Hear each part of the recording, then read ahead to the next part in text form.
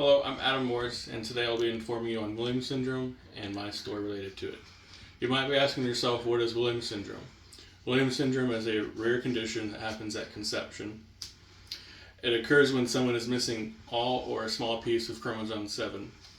Williams syndrome affects about 1 in 10,000 people, and many medical professionals don't know much about it.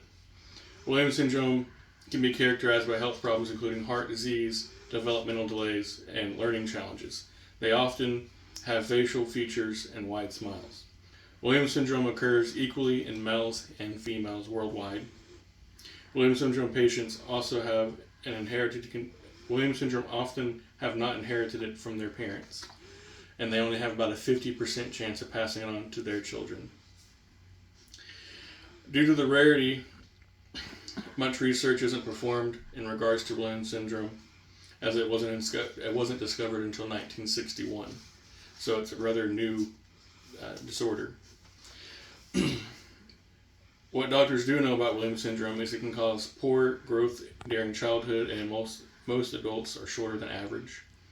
Williams syndrome can cause endocrine issues, such as too much calcium in the blood or urine, and it may require more frequent blood work and urinalysis to make sure there's no other conditions that go along with it. It can have birth defects with the heart and the vessels surrounding the heart, which sometimes require surgical intervention. They often walk a bit later or sit up a bit later due to loose joints and lots of popping in the joints. Often children with Williams syndrome have strong verbal and communication skills that mask their cognitive abilities. Many times Williams syndrome patients have ADHD. However, every child with Williams syndrome is vastly different. Some cases are very wide spectrum, and other cases are very, very small. One thing that we love and have experienced firsthand in Williams syndrome is it's nicknamed the happy syndrome. Why is it called that? Many people with Williams syndrome are very happy, outgoing, very socially active, and don't have any sense of stranger danger. Now I'm going to tell you a little bit about Williams syndrome and how it relates to me. My son Branson was diagnosed when he was about 2 months old, after we had to rush him to the hospital with really fast respirations and a low oxygen level.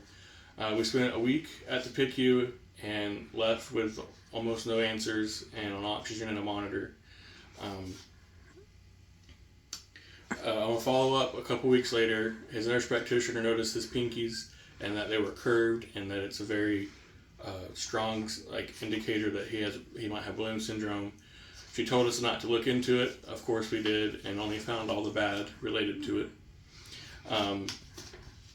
So she asked if we had any genetic testing done during pregnancy, which we had, and there was nothing found. Asked if we would be willing to do a genetic panel, which is like a blood work that does like a couple hundred rare diseases or defects that it doesn't do during pregnancy.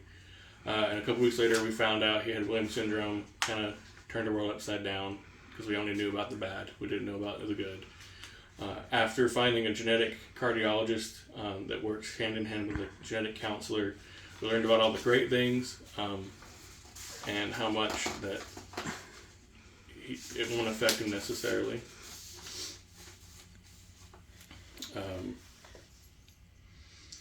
He does have some delays, but Branson does have delays, but he doesn't.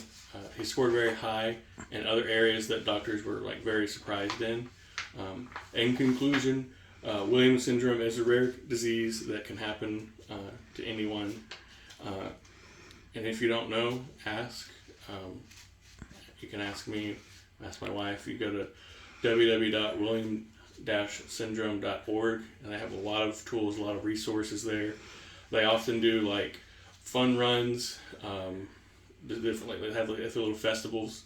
I think May is Williams syndrome month, and they do a lot of great things. There's a lot of support groups out there, and so I hope you learned something today.